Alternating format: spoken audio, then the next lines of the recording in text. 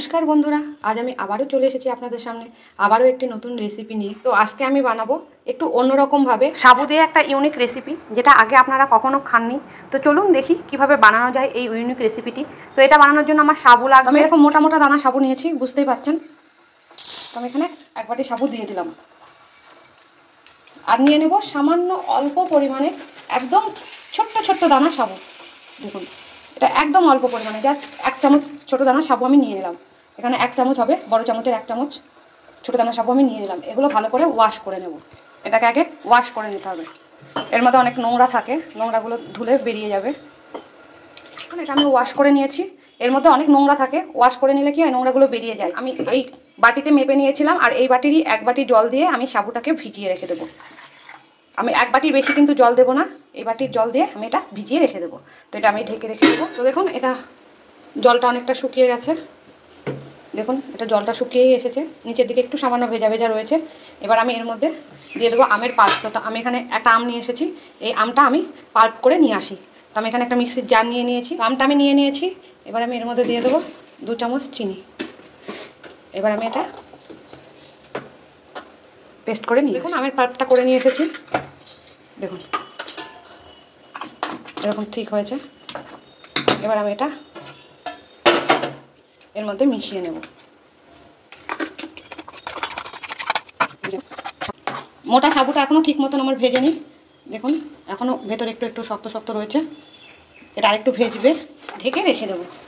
এটা আমার ঢাকা দেওয়া থাক, 1 ঘন্টা পরে। এদিকে আমি প্রেশার কুকার বসিয়ে দিয়েছি। প্রেশার কুকারের মধ্যে আমি দেখুন জল বসিয়ে দিয়েছি, জলটা আমার ফুটতে লেগেছে। স্টিম করতে দেবো, প্রেশার কুকারের মধ্যে দিলে আমার সুবিধা হবে, নিচ থেকে বাষ্পটা আসবে।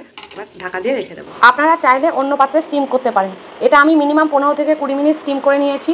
দেখুন, এরকম হয়েছে। আমি অনেক কবার নাড়া দিয়েছি, ঢাকনাটা আমি খুলে নিয়েছিলাম, যতক্ষণ না গরম হয়েছিল ততক্ষণ আমি ঢাকাটা দিয়ে রেখেছিলাম।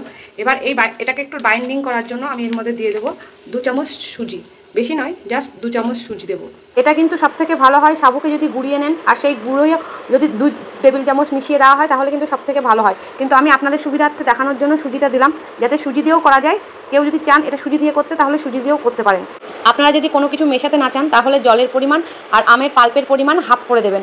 আর তা না হলে সাবুর পরিমাণটা একটু বাড়িয়ে দেবেন প্রথম দিকেই, তবে একটু গুঁড়ো দিলে বাইন্ডিংটা ভালো হয়। তো দেখুন, এটা অনেকটা ঠিক হয়ে গেছে। এবার আমি গ্যাসটা অফ করে দেবো। এটা ঠান্ডা হতে সময় দিতে হবে আমায়, এটা ঠান্ডা হোক, তারপরে আমি আসবো। দেখুন, আমি থালার মধ্যে এটা স্প্রেড করে দিয়েছিলাম তাড়াতাড়ি ঠান্ডা হওয়ার জন্য। এটা আমার ঠান্ডা হয়ে গেছে, দেখুন এরকম হয়েছে। এবার আমি এর মধ্যে দিয়ে দেবো 1 প্যাকেট আমুল দুধ, আর এর মধ্যে আমি দিয়ে দেবো ঘি, আর একটু দিয়ে দেবো। এটা জাস্ট বাইন্ডিংয়ের কাজ করবে ভালো। এটা আমি মিশিয়ে নেব। আমি এখানে একটু সাবুর গুঁড়ো মিশিয়ে দিলাম জাস্ট বাইন্ডিংয়ের জন্য। তো দেখুন, এরকম হয়েছে। আমার সাবুর গুঁড়ো করে রেখেছিলাম আপনাদের দেখানোর জন্য।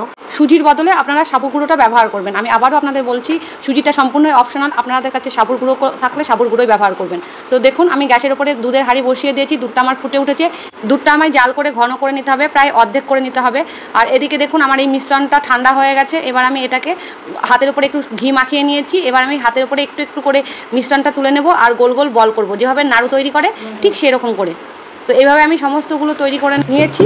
আর দেখুন, দুধটাও আমার প্রায় অনেকটা শুকিয়ে গেছে। এবার আমি 4খানা এলাচ নিয়ে নিয়েছি, ছোটো এলাচ। এই এলাচগুলো একটু ক্রাশ করে, মানে থেতো করে, দেখুন দুধের মধ্যে দিয়ে দিলাম।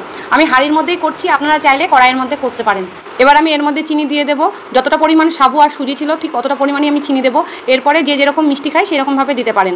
দেখুন, আমি এখানে কিছুটা ড্রাই রোস্ট করা কাজু নিয়ে নিয়েছি। কাজুগুলো আমি মিক্সিতে একটু ব্লেন্ড করে নেবো, মানে গুঁড়ো করে নেবো। খুব গুঁড়ো হবে না, একটু দানা দানা ভাব থাকবে, যাতে মুখে পড়লে এটা খেতে ভালো লাগে। তো দেখুন, আমি এটা দুধের মধ্যে মিশিয়ে দিলাম। এবার এটা একটু নাড়িয়ে নেব। তো দুধটা আমার অনেকটাই ঘন হয়ে গেছে দেখুন। এবার আমি দিয়ে দেবো এই বলগুলো। আপনারা চাইলে দুধের মধ্যে একটু কেশর মিশিয়ে নিতে পারেন, তাহলে কালারটা কিন্তু ভালো হবে। আমার ঘরে যেহেতু নেই, আমি দিতে পারলাম না। তো দেখুন, এটা আমার ফুটে গেছে। এটা বেশিক্ষণ ফোটাতে হবে না, 5 থেকে 6 মিনিট ফোটালেই হয়ে যাবে। তো দেখুন, এটা আমার প্রায় হয়ে এসেছে। এবার আমি এর মধ্যে দিয়ে দেবো খোয়া ক্ষীর। আমার ঘরে তৈরি করা ছিল, এটা কাজু দিয়ে আমি তৈরি করেছিলাম। তো এটা আমি একটা বাটির মধ্যে মিশিয়ে দিয়ে দেবো। তো দেখুন, এর মধ্যে একটু দুধ নিয়ে আমি এটা মিশিয়ে নিচ্ছি।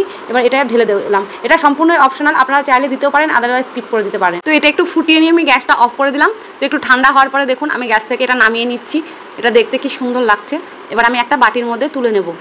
তো দেখুন, এটা দেখতেও যতটা ভালো হয়, এটা কিন্তু খেতেও অতটাই সুন্দর হয়। তো ভিডিওটা তখন দেখার জন্য অনেক ধন্যবাদ। ভিডিওটাকে অনেক অনেক করে লাইক করুন, শেয়ার করুন, আর এই চ্যানেলটিকে সাবস্ক্রাইব করে রাখুন।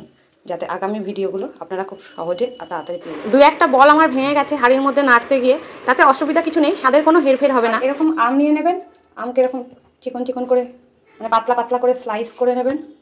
এটা গরমে মেশাবেন না, গরমে মেশালে কিন্তু এটা খেতে একদম স্বাদ লাগবে না, আমের স্বাদটা একদম নষ্ট হয়ে যাবে। দেখুন এটা এইভাবে মিশিয়ে নেবেন, আমটাও মুখে পড়বে, ক্ষীরটাও মুখে পড়বে, বলগুলোও মুখে পড়বে।